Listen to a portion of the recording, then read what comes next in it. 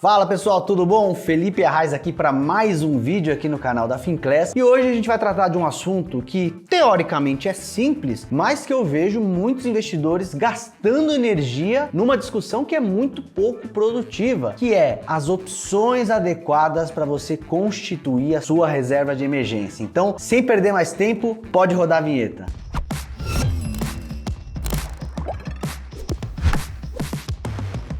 Primeiro, o que é o conceito de reserva de emergência? Ele já é claro para muita gente, mas não custa a gente explicar novamente. Por mais que seja um conceito simples, vamos colocar todo mundo na mesma página. O que é a reserva de emergência, afinal? É um bolsão de dinheiro que você constitui e que você pode acessar a qualquer momento para lidar com algum tipo de imprevisto que aconteça na sua vida. Obviamente, pode ser utilizado até mesmo para oportunidades. E a gente aqui no Brasil tende a acreditar que nada acontece com a gente, né? Não, eu sou muito bem empregado, não vou perder meu emprego. Não, todo mundo na minha família tá saudável, imagina que vai acontecer. Mas o nome é justamente imprevisto, né? Um fator imprevisível. E se a gente corre esse risco e acontece algo que não estava mapeado, muda o objetivo da tua vida, pode ser até uma coisa mais tensa de falecimento, doença, mas pode ser uma mudança de objetivo. Você daqui a 5 anos de repente quer morar fora do país, mudou seu plano de cabeça para baixo. Então você tem que contar que as coisas mudam, imprevistos acontecem. Então para isso a gente constitui uma reserva de emergência, porque se você não tiver essa reserva de emergência, ou você vai precisar tomar uma dívida, ou você vai precisar resgatar o dinheiro dos seus investimentos para sanar aquele problema. E aí você pode de repente cair num péssimo momento de mercado e precisar resgatar quando o mercado está afundando. E aí você acaba tendo aquela perda permanente de capital, que é resgatar os investimentos no momento em que estão desvalorizando. Perfeito. Já entendeu o que é reserva de emergência? Precisamos então constituir ela. Tamanho de reserva de emergência. Não tem uma ciência exata. De 3 a 6 meses do seu custo de vida pode estar apropriado. De acordo com o teu emprego, por exemplo. Um funcionário público tem muita estabilidade de emprego, então talvez ele possa se dar o luxo de ter menos meses de reserva, enquanto um autônomo que não tem aquela previsibilidade de receita, não é assalariado, talvez tenha que constituir ali até mais do que os 6 meses. Então, equilibre de acordo com o teu emprego, a tua estabilidade de vida. E vamos ao assunto do vídeo propriamente dito aqui. Onde constituir a reserva de emergência? E é nesse ponto que eu vejo muitos investidores gastando energia de maneira inapropriada, querendo ali botar um grande dinheiro em risco para ter pouca recompensa. Veja bem, a nossa reserva de emergência ela precisa ter alguns aspectos importantes, né? Primeiro é liquidez. O que é liquidez? É a capacidade de você acessar esse dinheiro quando necessário, né? Então um ativo muito líquido quer dizer que você pode acessar ele ali quase que diariamente. Um ativo pouco líquido, talvez você tenha que deixar ele ali por alguns anos. Então, por exemplo, uma debenture, um título de crédito que tem um vencimento longo. Então você entra, tem que esperar até o vencimento desse título. Até dá para vender no meio do caminho? Até dá, mas isso vai fazer com que você entre na dinâmica de mercado e pode acabar vendendo até por um preço muito mais baixo. Então, a gente está falando de investimentos que a gente pode acessar no curto prazo sem ter um grande prejuízo ou um risco de perda de dinheiro. Tem que ser segura.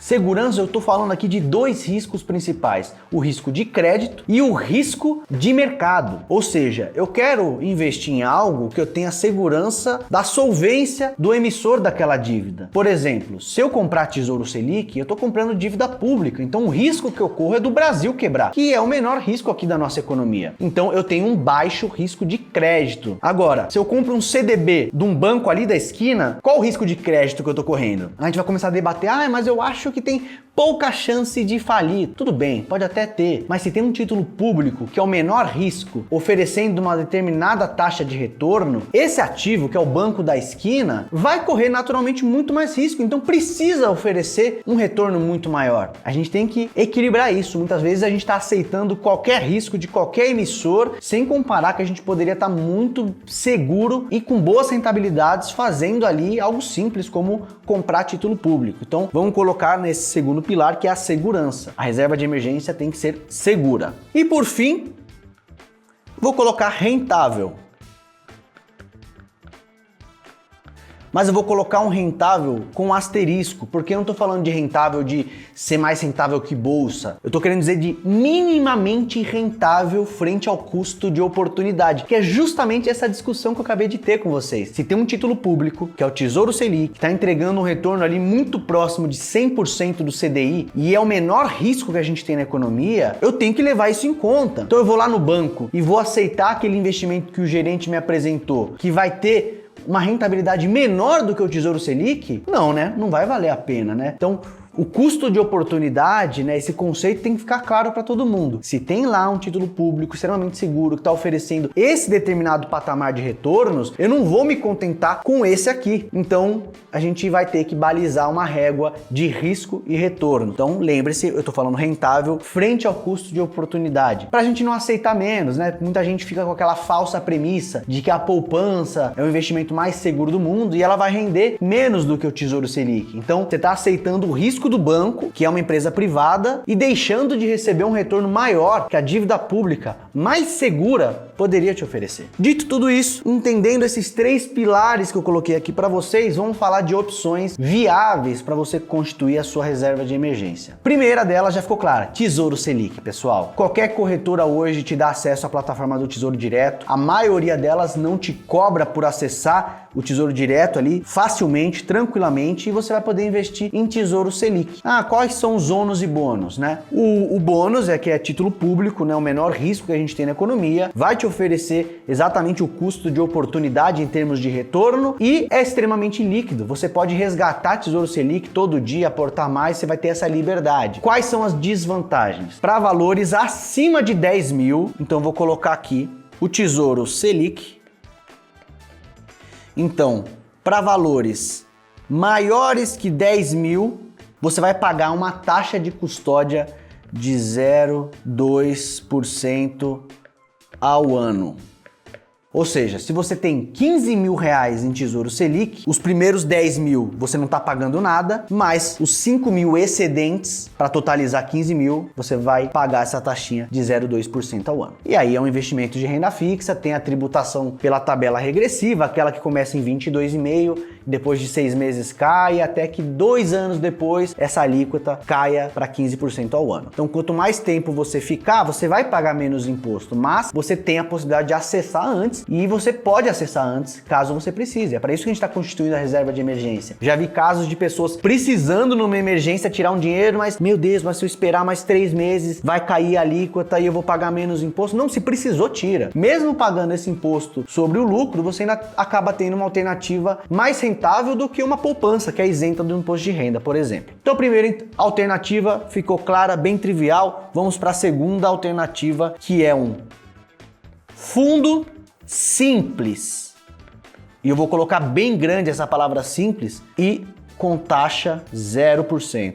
E eu quero dizer com fundo simples, quer dizer que ele é um fundo pouco complicado? Não, a palavra simples traz algumas obrigações para esse fundo. Significa que a maior parte do patrimônio, né, a quase totalidade do patrimônio desse fundo tem que estar em ativos atrelados ao CDI, ao Tesouro Selic. Então é um fundo que vai comprar Tesouro Selic no atacado e vai te entregar o retorno, portanto, do Tesouro Selic sem que você tenha que pagar aquela taxa de custódia que eu contei para vocês, porque nós, pessoas físicas, quando acessamos a plataforma do Tesouro Direto, a gente tem esse custo de 0,2% ao ano para o valor que passa de 10 mil, que eu acabei de explicar. Um fundo de investimento, ele compra Tesouro Selic, né, a LFT, outro nome técnico para o mesmo título, numa plataforma, vamos dizer, de atacado. Então ele não paga esse custo, mas o fundo de investimento em si vai ter os seus próprios custos, inclusive taxa de administração. Por isso que eu ressalto aqui a importância também dessa parte final aqui, que é o taxa zero. Muitas corretoras, como uma forma de marketing para atrair clientes para sua plataforma, criaram um fundo simples com taxa zero. Dessa maneira, você vai ter um veículo que vai comprar Tesouro Selic para você, sem que você pague taxa de administração nem essa taxa de custódia. Aí você atrai o cliente para a corretora e eventualmente esse cliente fica lá e acaba investindo em outras coisas. Então, é uma estratégia de marketing que algumas corretoras adotaram. E você encontra fundo simples de taxa zero na XP, você encontra na Orama, você encontra no BC BTG, você encontra na Toro. Então tem várias corretoras já oferecendo, obviamente tem condições diferentes, investimento mínimo que é maior ou menor em uma corretora ou outra. Na Orama, por exemplo, você não pode investir mais do que 10 mil reais nesse fundo, na XP você não pode investir mais do que 100 mil. Tem nuances entre as opções, mas todos vão fazer a mesma coisa, tá? Ah, então é a maravilha isso aqui, né? Só tem vantagem? Não, tem a desvantagem que pelo fato de estar em um fundo de investimento, o imposto vai incidir conforme o come cotas, né? Então o imposto incide antes mesmo de você fazer algum resgate. 2 vezes ao ano, em maio e novembro, vai ter uma antecipação do imposto de renda que vai onerar um pouquinho a rentabilidade. Poxa, mas vai onerar muito? Não, pessoal. Se a gente faz as contas, é até difícil estimar se um Tesouro Selic que vai cobrar a taxa de custódia ou um fundo simples taxa zero que tem o come cotas, é até difícil estimar qual que vai melhor. Que depende do patamar da Selic, depende de um monte de nuances para determinar. E aí volta no que eu falei lá no começo, a gente gastando energia em cima de farelo. As duas opções vão funcionar muito bem e vão ter retornos muito próximos no longo prazo. Então, qualquer uma das duas opções pode ser considerada. E por último, vou dar uma opção para vocês que é o CDB, uma sigla que muitos de vocês já estão habituados, mas é importante que a gente preste atenção no emissor. Quem emitiu esse CDB? Porque um CDB é um título de crédito, então a gente está falando de empréstimo para empresas. E as duas opções que eu passei para vocês até agora são empréstimos para o governo e que o risco é o menor dessa economia. Então, por maior que a empresa seja, ela tem um risco maior do que o governo. Então a gente deveria receber um retorno maior. Só que aqui, para um planejamento de reserva de emergência, a gente não quer correr risco, a gente não está buscando a melhor performance do mundo. A nossa carteira de investimentos propriamente dita, ela sim vai buscar retornos elevados no longo prazo. A reserva de emergência a gente só precisa protegê-la. Então, não entra nessa, ele tem um CDB de um banco pequeno aqui que está me oferecendo 105% do CDI, 103% do CDI e você está correndo um risco de um banco pequeno ou médio. Então, não vale a pena, tá? Tomem muito cuidado quando você ouve ali o CDB ou quando vocês acreditam naquela proteção do FGC, né? Porque o CDB ele é protegido pelo Fundo Garantidor de Crédito, né? Aí a pessoa fica, beleza, então até 250 mil reais, o banco pode até falir que eu recebo meu dinheiro de volta. Dá uma entradinha ali no site do FGC. Você vai ver que o valor contido no FGC hoje, nesse Fundo Garantidor de Crédito, ele dá conta de apenas uma pequena parte dos depósitos feitos na economia. Ou seja, se a gente passar por um risco sistêmico de crédito, tiver uma quebradeira no sistema financeiro, dificilmente o FGC vai dar conta de pagar todo mundo que precisa receber esse dinheiro de volta. E mesmo que ele dê conta, pode demorar alguns meses, o dinheiro ali fica parado. Então é uma proteção que traz uma segurança para nós, mas a gente não pode contar cegamente com ela. Então a minha proposta é que quando a gente olhar para CDBs, vou até apagar aqui essas performances aqui, esses retornos, a minha sugestão é que quando a gente olhar para CDB, a gente vá para um banco gigante. Eu vou colocar aqui. Gigante mesmo, eu tô falando de Itaú, de Bradesco, Santander, dessas instituições que são tão grandes que a gente pode até questionar que tem um risco semelhante ao risco Brasil, né? Se o Itaú chegar a um ponto onde ele tá quebrando, pode ser que a economia brasileira esteja afundando e a gente vai se questionar até mesmo sobre o título público. Então, se for para correr o risco de crédito, a minha sugestão é correr o risco de um banco gigante. Então, um banco, por exemplo, que eu sei que oferece CDBs com 100% do CDI e com liquidez diária é o Itaúzão.